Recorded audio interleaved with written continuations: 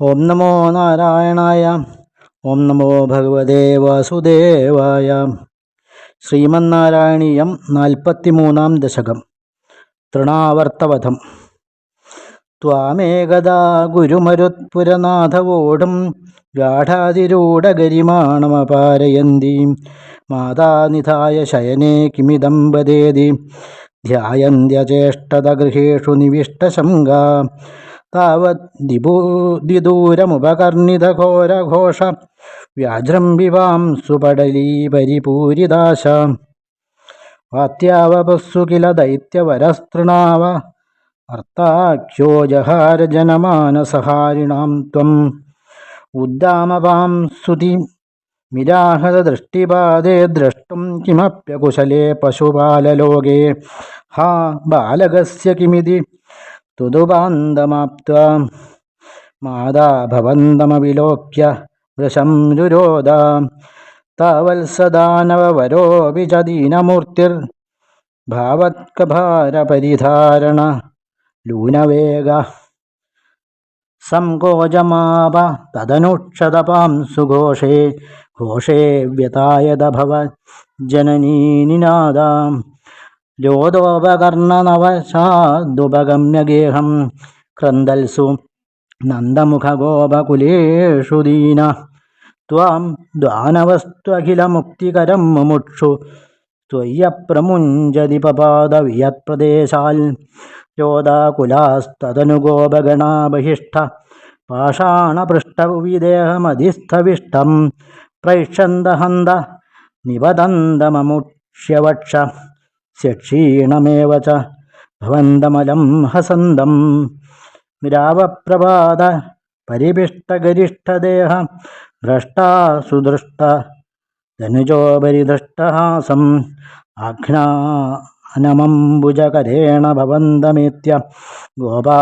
ദതുർഗിരിവരാദിവ നീലരത്നം ഏകൈകമാശു പരിഗൃഹ്യ നികാമനന്ദ നന്ദാദിഗോപരിരബ്ധ വിചുംബിതാംഗം ആദാതു കാമ പരിശംഗിതഗോപനാരീ ഹസ്താംബുജ പ്രപതിതം പ്രണമോ ഭവന്തം ഭൂയോപി Kim ന പ്രണമ പ്രണതാത്തിഹാരീ ഗോവിന്ദ ഏവ പരിപാലയതാൽ സുതം നാം ഇത്യാദി മാതര പിതൃപ്രമുഖൈസ്തദാനീം സംപ്രാർത്ഥിതസ്ത്വദവനായ വിഭോ ത്വമേവാം വാദാത്മകം ധനുജമേവ മയി പ്രധുന്വൻ വാദോദ്ഭവാൻ മമ ഗതാൻ കിമുനോ ധുനോഷി കിം വാ കരോമി പുനരപ്യനിലാലയേശ നിശേഷരോഗശമനം മുഹുരർത്ഥയേ ത്വാം. സർവത്ര ഗോവിന്ദനാമസങ്കീർത്തനം. ഗോവിന്ദ ഗോവിന്ദ. ഓം ഗം ഗുരുഭ്യോ നമഃ. ഗംഗണപതേ നമഃ. സരസ്വത്യൈ നമഃ. സാന്ദ്രാനന്ദാവബോധാത്മകമനുപമിതം കാലദേശാവധിഭ്യാം നിർമുക്തം നിത്യമുക്തം നിഗമശതസഹസ്രേണ നിർഭാഷ്യമാനം അസ്പഷ്ടം ദൃഷ്ടമാത്രേ പുനരുരുപുരുഷാർത്ഥാത്മകം ബ്രഹ്മതത്വം തത്താവദ്ഭാതി സാക്ഷാത് ഗുരുഭവനപുരേ ഹന്തഭാഗ്യം ജനാനാം. അഖിലഗുരുവായ ശ്രീ ഗുരുവായൂരപ്പനെയും എല്ലാ ഗുരുക്കന്മാരെയും ആചാര്യന്മാരെയും മനസ്സിൽ ധ്യാനിച്ചുകൊണ്ട് ശ്രീമന്നാരായണീയത്തിലെ ദശകം 43 ആസ്പദമാക്കിയുള്ള ഒരു പ്രഭാഷണം തുടങ്ങുകയാണ്. തൃണാവർത്തവധം അല്ലെങ്കിൽ തൃണാവർത്ത മോക്ഷം എന്ന് തന്നെയാണ് ശരിക്കും പറയേണ്ടത്. കാര്യം സദാ 6 ഐശ്വര്യങ്ങൾ, അതായത് സമ്പത്ത്, വീര്യം, യശസ്, ജ്ഞാനം, സൗന്ദര്യം, വൈരാഗ്യം, ഇത്രയും ഐശ്വര്യങ്ങളും നിറഞ്ഞ പരമ്പൊരുളായ ഭഗവാൻ, ആ ഭഗവാന്റെ ലീലകളെക്കുറിച്ച് കേട്ടാൽ ഹൃദയത്തിലടിഞ്ഞുകൂടിയിരിക്കുന്ന ആ ഭൗതിക മാലിന്യങ്ങളുടെ പൊടിപടലം തൽക്ഷണം ഒഴിഞ്ഞുപോയി ഹൃദയം നിർമ്മലമാകുന്നു. അങ്ങനെ പൂർണ്ണവും നിത്യവുമായ വിവിധ രൂപങ്ങളിലാണ് ഭഗവാൻ അവതരിക്കുന്നത്. ഈ അവതാരങ്ങളിലെല്ലാം ഭഗവാന്റെ അതീന്ദ്രിയ ലീലാവിലാസങ്ങളെക്കുറിച്ച് കേട്ടറിയാൻ ധാരാളം അവസരം നമുക്ക് കിട്ടുന്നുണ്ട്. ജന്മകർമ്മ ചമേ ദിവ്യം എന്ന് ഭഗവത്ഗീത പറയുന്നുണ്ട്. ഭഗവാന്റെ പ്രവർത്തനങ്ങളും ലീലാവിലാസങ്ങളും ഭൗതികമല്ലാവ, ഭൗതിക സങ്കല്പങ്ങൾക്കതീതമാണ്. എന്നാൽ ഇത്തരം അസാധാരണ പ്രവർത്തനങ്ങളെക്കുറിച്ച് കേൾക്കുന്നത് ബദ്ധാത്മക്കൾക്ക് ഗുണം ചെയ്യും. ഭഗവാനുമായിട്ട് ബന്ധപ്പെടാനുള്ള അവസരമാണല്ലോ ശ്രവണം. അതിൻ്റെ അനന്തരഫലം അതീന്ദ്രിയ പ്രകൃതിയുമായി അടുക്കുക എന്നത് തന്നെയാണ്. ശ്രീകൃഷ്ണൻ്റെ ലീലകൾ കേവലം സുന്ദരം മാത്രമല്ല, അവ മനസ്സിന് സംതൃപ്തി നൽകുന്നുണ്ട്. ഇവിടെ ശ്രീകൃഷ്ണൻ്റെ 1-ാം പിറന്നാൾ നടക്കുന്ന സമയമാണ്. യശോദാനന്ദന്മാർ മറ്റൊരു ചടങ്ങ് ദീക്ഷിക്കുന്നു. അതാണ് ഈ 1-ാം പിറന്നാൾ. നമുക്കറിയാം, പിറന്നാൾ ചടങ്ങുകൾ ഇന്നും വേദാനുസാരികളെല്ലാം ദീക്ഷിക്കാറുണ്ട്. കൃഷ്ണൻ്റെ ജന്മനാൾ ഇന്ത്യയിലെ എല്ലാ വിഭാഗം ഹിന്ദുക്കളും ആഘോഷിക്കാറുമുണ്ട്.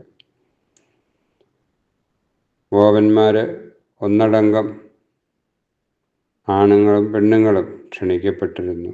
അവരെല്ലാം അത്യാഹ്ലാദത്തോടെ നന്ദഗൃഹത്തിൽ ഒത്തുകൂടി ക്ഷണിച്ചു വന്ന പണ്ഡിതരായ ബ്രാഹ്മണർ കൃഷ്ണൻ്റെ സൗഭാഗ്യത്തിനായി വേദമന്ത്രങ്ങൾ ഉരുവിട്ടു. ഇതിനിടെ യശോദ കൃഷ്ണനെ കുളിപ്പിച്ചു. അതായത് അന്നത്തെ ദിവസം സാങ്കേതികമായ ഈ ചടങ്ങിന് അഭിഷേകം എന്നാണ് പറയുന്നത്. ഇന്നും ജന്മാഷ്ടമി ദിനം അല്ലെങ്കിൽ കൃഷ്ണൻ്റെ ജന്മദിനം എന്ന പേരിൽ വൃന്ദാവനത്തിലെ ക്ഷേത്രങ്ങളിലെല്ലാം ഈ ചടങ്ങ് ദീക്ഷിക്കാറുണ്ട്.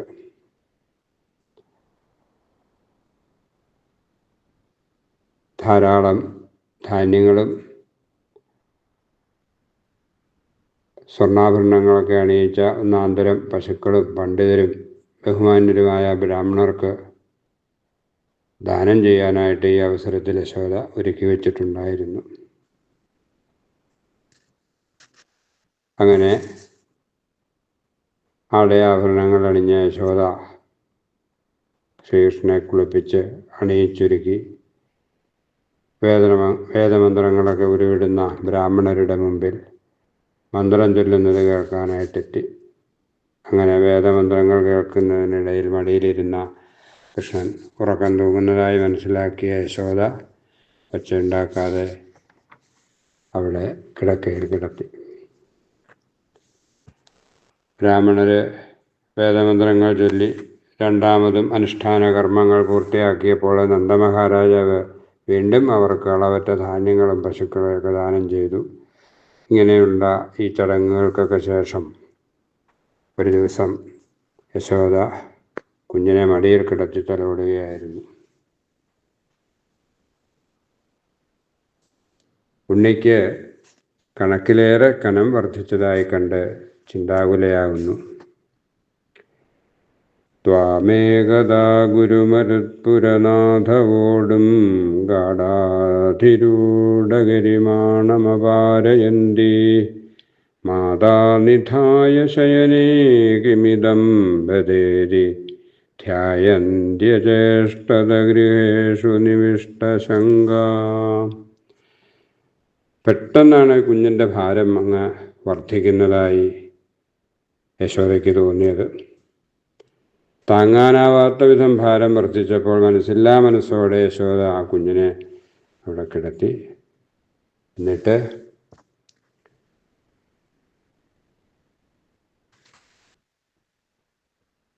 അകത്ത് ഈശ്വരനെയൊക്കെ സ്മരിച്ചുകൊണ്ട് ഗൃഹത്തിൽ എന്തോ ജോലിയൊക്കെ നോക്കിക്കൊണ്ടിരുന്നു. അപ്പോൾ കംസൻ്റെ നിർദ്ദേശമനുസരിച്ച് കിങ്കരന്മാരിൽ ഒരുവനായ തൃണാവർത്തൻ ഒരു ചുഴലിക്കാറ്റിൻ്റെ രൂപത്തിൽ അവിടെ പ്രത്യക്ഷനായി. താവദ്വിദൂരമുപകർണിതഘോരഘോഷവ്യാജ്രംഭിവാം സുലപടാലീപരിപൂരിദാശ വാത്യാവപുസ്സകിലദൈത്യവരസ്തൃണാവർത്താഖ്യോ ജഹാര ജനമാനസാരിണം ത്വാം. അവൻ കുട്ടിയെ തോളിലേറ്റിക്കൊണ്ട് വൃന്ദാവനത്തിലെമ്പാടും പൊടിപടലം പരത്തുന്ന ഒരു കൊടുങ്കാറ്റ് സൃഷ്ടിച്ചു എന്നാണ്. ഈ തൃണാവർത്തൻ ഇങ്ങനെ ആ കൊടുങ്കാറ്റ് സൃഷ്ടിച്ചതിൻ്റെ ആ ഫലമായിട്ട് ഏതാനും നിമിഷത്തിനുള്ളിൽ എല്ലാവരുടെയും കണ്ണിൽ, വൃന്ദാവനത്തിലുള്ള എല്ലാവരുടെയും കണ്ണിൽ പൊടി നിറഞ്ഞു. വൃന്ദാവനം മുഴുവനും ഇരുളിലാണ്ടു. ആർക്കും ഒന്നും കാണാൻ വയ്യാതായി. ഈ മഹാവിപത്തിൽ കാറ്റ് തട്ടിക്കൊണ്ടുപോയ തൻ്റെ ശിശുവിനെ യശോദയ്ക്കും കാണാൻ കഴിഞ്ഞില്ല. അവൾ യശോദ ദയനീയമായിട്ട് അങ്ങനെ നിലവിളിക്കുകയാണ്. കിടാവ് നഷ്ടപ്പെട്ട ആ ഒരു തള്ളപ്പശുവിനെ പോലെ അവൾ വീണു താഴെ. യശോദയുടെ ദയനീയമായ നിലവിളി കേട്ട് ഗോപീജനങ്ങൾ ഒന്നടങ്കം ഓടിയെത്തി കുട്ടിയെ അന്വേഷിച്ചു തുടങ്ങി. പക്ഷേ അവർക്ക് കുട്ടിയെ കണ്ടുപിടിക്കാൻ കഴിഞ്ഞില്ല. ഉദ്ധാമപാംസുതിമിരാഹതദൃഷ്ടിപാദേ ദ്രഷ്ടും കിമപ്യകുശലേ പശുപാലലോകേ ഹാ ബാലകസ്യ കിമിതി ത്വദുപാന്തമാപ്ത മാതാ ഭവന്തമവിലോക്യ ഭൃശം രുരോദ.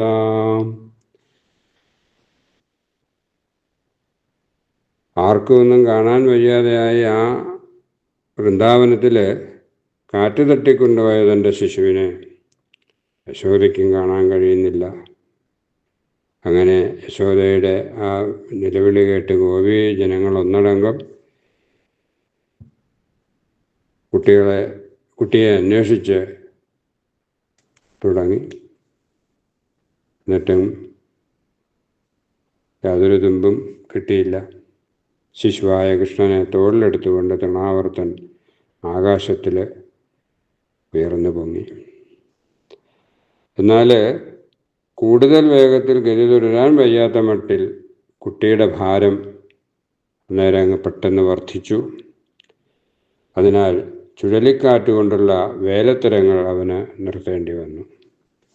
അതാണ് താവത് സദാനവരോപിജിദീനമൂർത്തിർഭാവത്കഭാരപരിധാരണലൂനവേഗ സങ്കോചമാപതനുക്ഷതപാം സുഘോഷേ ഘോഷേ വൃതായതഭവജ്ജനനീനിനാദാം.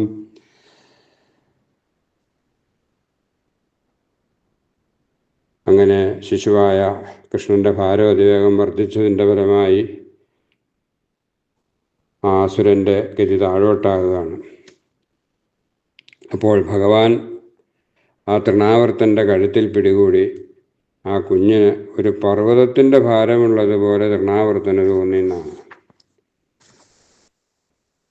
അവൻ ആ കുഞ്ഞിൻ്റെ പിടിയിൽ നിന്നും കുതിച്ച് കുതറി ചാടാനായിട്ട് ശ്രമിച്ചു, പക്ഷേ സാധിക്കുന്നില്ല.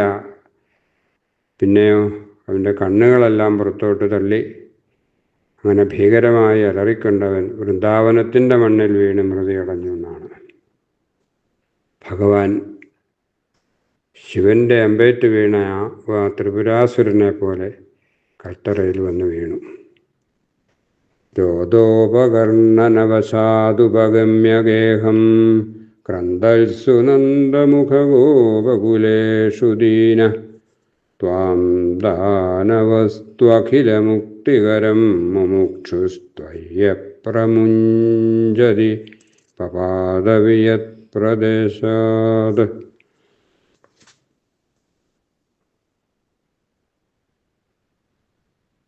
അവൻ്റെ ആ അവയവങ്ങളെല്ലാം തകർന്ന് തരിപ്പണമായ ആ വീഴ്ചയിൽ അങ്ങനെ വൃന്ദാവനവാസികൾക്ക് മുഴുവൻ അവൻ്റെ ദേഹം കാണാനായിട്ട് കഴിഞ്ഞു.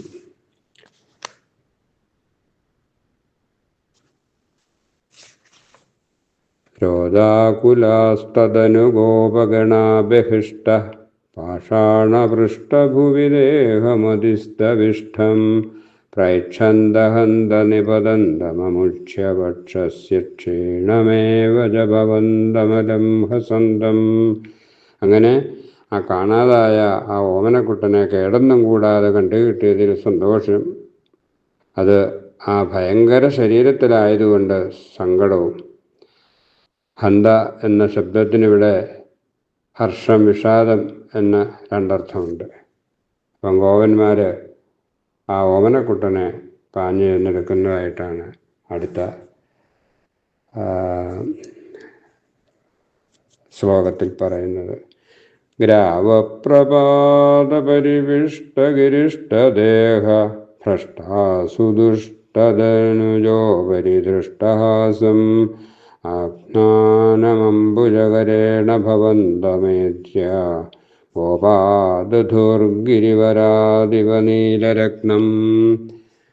അങ്ങനെ പാറമേൽ വീണ് തകർന്ന പടുകൂറ്റൻ ശരീരത്തോടു കൂടിയ ആ ദുഷ്ടാസുരൻ്റെ മീതെ കൂസലില്ലാതെ പൊട്ടിച്ചിരിച്ച് താമരക്കൈ കൊണ്ട് അടിക്കുന്ന ആ ശ്രീകൃഷ്ണനെ ഗോപന്മാർ വന്ന് പർവ്വതത്തിൽ നിന്ന് നീലരത്നത്തെ എന്ന പോലെ എടുത്തു എന്നാണ്.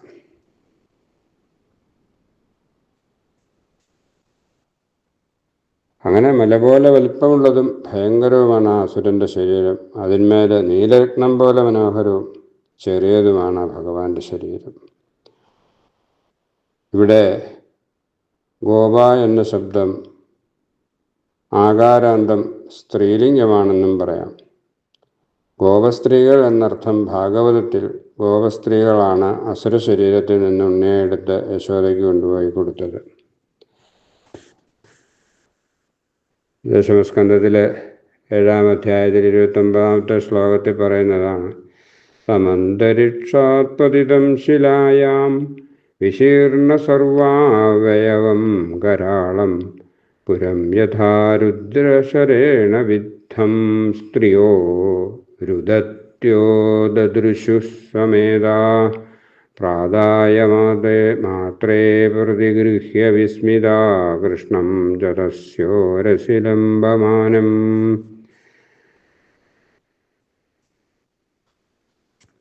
അങ്ങനെ സന്തോഷാതിശയത്താൽ നന്ദാദി ഗോപന്മാരെ ഓരോരുത്തരായി ഉണ്ണിയെ എടുത്ത് ഉമ്മ വെക്കുന്നു, ഗോപസ്ത്രീകളുടെ കയ്യിൽ കൊടുക്കുന്നു. ഈ സ്കന്ധത്തിലെ അടുത്ത ശ്ലോകം മുതൽ 3 ശ്ലോകം, അതായത് 8, 9, 10, ഈ ശ്ലോകം കവിയുടെ, അതായത് ഭട്ടതിരിയുടെ സ്വതന്ത്ര ഭാവനയിൽ ഉള്ള ആണ്. ഏകൈകമാശു പരിഗൃഹ്യ നികാമനന്ദ നന്ദാദിഗോപരിരബ്ധ വിജുംബിതാംഗം ആദാതുകാമപരിശങ്കിതഗോപനാരീ ഹസ്താംബുജപ്രപതിതം പ്രണുമോ ഭവന്തം. അങ്ങനെ ആ അമ്മയും അച്ഛനുമെല്ലാം തങ്ങളുടെ ഉണ്ണിയെ രക്ഷിക്കാൻ ഭഗവാനോട് പ്രാർത്ഥിക്കുന്നു. ഭൂയോപി കിം ന കൃണുമ പ്രണതാർത്തിഹാരി ഗോവിന്ദ ഏവ പരിപാലയദാത്സുതം ന ഇത്യാദിമാതരപിതൃപ്രമുഖൈസ്തദാനീം സംപ്രാർത്ഥിതസ്ത്വദവനായ വിഭോ ത്വമേവ. പൂതന ശകടാസുരൻ മുതലായവരിൽ നിന്നും തങ്ങളുടെ ഉണ്ണിയെ രക്ഷിച്ചത് ഭഗവാനല്ലാതെ മറ്റാരുമല്ല. മേലിലും ആപത്തുകൾ വരാതെ ഭഗവാൻ തന്നെ രക്ഷിക്കണമെന്നാണ് പ്രാർത്ഥിക്കുന്നത് അവരെല്ലാവരും. അടുത്ത ആ ശ്ലോകത്തിൽ വാതരൂപത്തിൽ വന്ന അസുരനെ കൊന്ന ഭഗവാൻ മേൽപ്പത്തൂരിൻ്റെയും വാതരോഗം മാറ്റാത്തതെന്താണ് എന്ന് ഗുരുവായൂരപ്പനോട് ആവലാതിപ്പെടുന്നതാണ്. വാതാത്മകം ധനുജമേവ മയി പ്രധൂന്വൻ വാതോദ്ഭവാൻ മമ ഗതാൻ കിമുനോധുനോഷി കിം വാ കരോമി പുനരപ്യനിലാലയേശ നിശേഷരോഗശമനം മുഹുരർദ്ധയേ ത്വാം. വാതരോഗം മാത്രമല്ല, ആഭ്യന്തരങ്ങളും ബാഹ്യങ്ങളുമായ തൻ്റെ എല്ലാ രോഗങ്ങളും മാറ്റിത്തരണേ എന്നാണ് ഭട്ടതിരിപ്പാട് ഇവിടെ പ്രാർത്ഥിക്കുന്നത്. നമുക്കും നമ്മുടെ സകലവിധ രോഗപീഠകളും മാറ്റി ആയുരാരോഗ്യ സൗഖ്യം തരണമേ എന്ന് ശ്രീ ഗുരുവായൂരപ്പനോട് പ്രാർത്ഥിക്കാം. കായേന വാചാ മനസേന്ദ്രിയൈർവാ ബുദ്ധ്യാത്മനാ വാ പ്രകൃതേ സ്വഭാവൽ കരോമി യദ്യൽ സകലം പരസ്മൈ നാരായണായേതി സമർപ്പയാമി. നാരായണായേതി സമർപ്പയാമി. ഹരേ കൃഷ്ണ.